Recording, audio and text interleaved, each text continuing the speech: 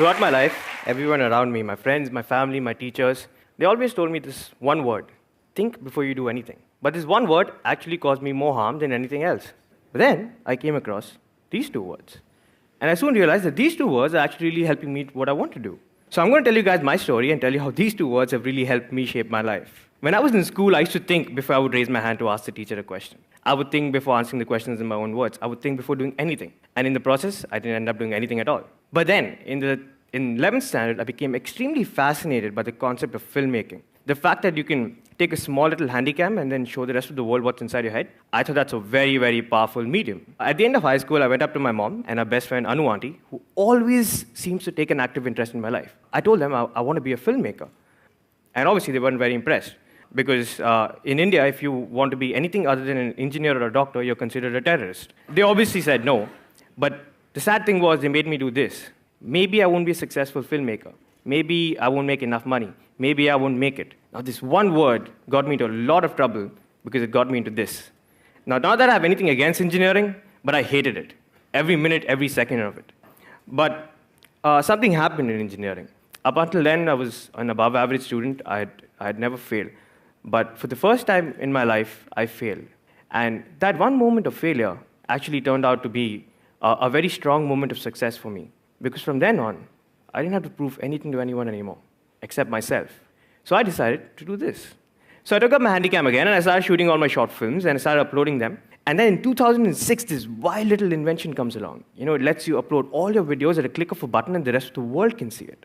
Imagine at that moment. So I started uploading all my films in, and I started making even more films. Soon people started noticing it, and they started giving me professional work. So with the help of YouTube.com, in the first year of college, I set up my first company, Last Minute Films, because in engineering, everything is done at the last minute. And I soon realized that in the real world, everything is done at the last minute too. A year later, this rock band called Pentagram, they asked me to direct a music video for them, and they said it's only going to be for YouTube. So I made the music video, and it ended up getting 100,000 views, and this production company in Bombay saw the video, and they offered me a job to direct. So here I was getting a chance, not to be an assistant, not to be a gopher, but to start directing music videos. But I was in the third year of my college. So from Bombay, I called up my mom and Anu auntie, obviously, and I told them that, I'm getting a chance to direct. Obviously, they weren't very impressed. Me, 20 years old, sitting in Bombay, nothing added up, right? So I had to come back and finish one long, torturous year of engineering. Once I was finally done with my engineering, I decided that this is what I'm going to do. So I took a one-way bus ticket to Bombay. I landed up there, and I went up to the production company's office, hoping that they'll have a job for me. And surprisingly, they did. And 2 months later, they sent me to Mr. Rahman's studio to direct small promo video. And I was shit scared because all I knew was network analysis and field systems. And here I was trying to direct Mr. Rahman in a promo video. But the shoot went off well, thankfully. But at the end of the video, all he told me was that, Varun, life is very short. Always do what you love and always do what you believe in. I kept those words for the rest of my life. A couple of months later, I was directing a music video for Shankar Ehsaan Loy. The star of the music video was one of India's biggest actresses, Preeti Zinta, and she refused to believe I was the director. I was 20 years old and I looked 15, and she definitely didn't buy it, and you can see from the picture, she definitely doesn't look happy with me trying to direct her. But after I directed this video, I realized that, I really wanted to do something on my own. So I came back to Bangalore, and that's when accidentally, the second part of my life started. And it started somewhere like this. So I believe all great business artists are born when you're drunk, because when you're drunk, you have no inhibitions, right? And anything is possible. So me and my friend, we're sitting in this bar, and we're getting drunk, and we're starting to miss our high school. So we passed out of this school called Bishop Cottons, and we were called Cottonians. So we were like, you know what? We should get sweatshirts with the word Cottonian written on it. But we were drunk, right? So anything is possible. So we were like, dude, why not this for every school and college in this country? So on a piece of tissue paper, we wrote down our grand business plan to make merchandise for students of every school and college in this country. Okay, so now that we have an idea in hand, this is not what we're going to do. We're not going to go to Mom and Anu and tell them our idea, because we already know what's happened there, right? So we're not going to do this. But the problem was that we didn't know anything about running a business. Nothing. Absolutely nothing. So this is what we're supposed to do. But 4 years of engineering, and they never taught me Microsoft Excel. And I realized that that's the only thing needed. That one software practically defines everyone's life. So, and obviously this caused a lot of problems before, right? This is what we're going to do. So we found this manufacturing friend in a small town in Tripur, and he offered to make us some samples. We landed up at the old boys' day of Bishop Cottons with our small little stall and hoped that people would be interested. At first, nobody showed up, But then this one kid came and asked us, where do you get this hoodie from and can I buy it? And we said, yeah, you can. And then he got 10 of his other Cotoonian friends and they got 10 of theirs. And in the first day itself, we ended up selling 2,500 hoodies. So that's when we knew that, yes, we have something in our hands.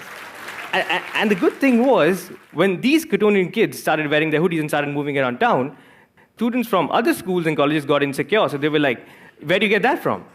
And that was our intention. So we knew that they're going to come to us. But then we knew that if we're going to do this for the entire country, we've got to figure out a plan. So in 2009, we officially launched Alma Mater as an online store to cater to students of schools and colleges across India. But the moment we started, that's when all the problems started. My friends were like, dude, what's wrong with you? Why are you doing this? You should just get a regular job. Why are you taking such a big risk?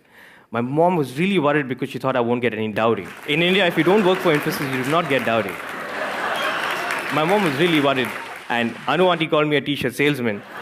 All of this really started playing with my head, and I became really insecure. And I was like, what am I doing? What am I doing?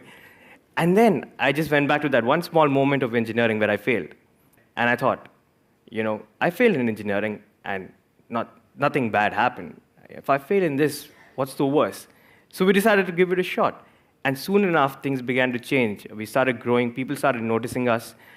They put us on the cover of India's biggest magazine. They wrote more than 50 newspaper articles around us.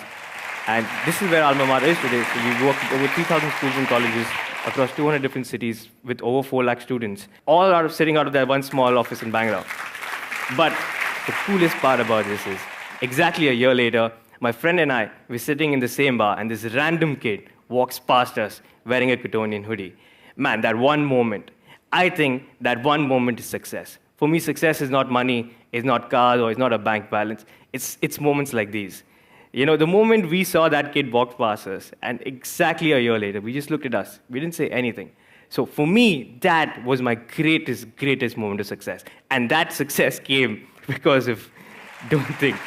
So in the meantime, we kept last-minute films running, obviously, and we ended up with over 1 million views on our YouTube channel. And the best part was YouTube made us a partner. So apparently they sent me a mail that's saying that now every time anyone sees your videos, we'll pay you. I thought that was really, really awesome because my dad was really worried, why am I uploading all these videos? But the moment he came to know that I'll get paid for it now, he was like, you should upload as many videos as you can. So now I come to the very interesting part of this story.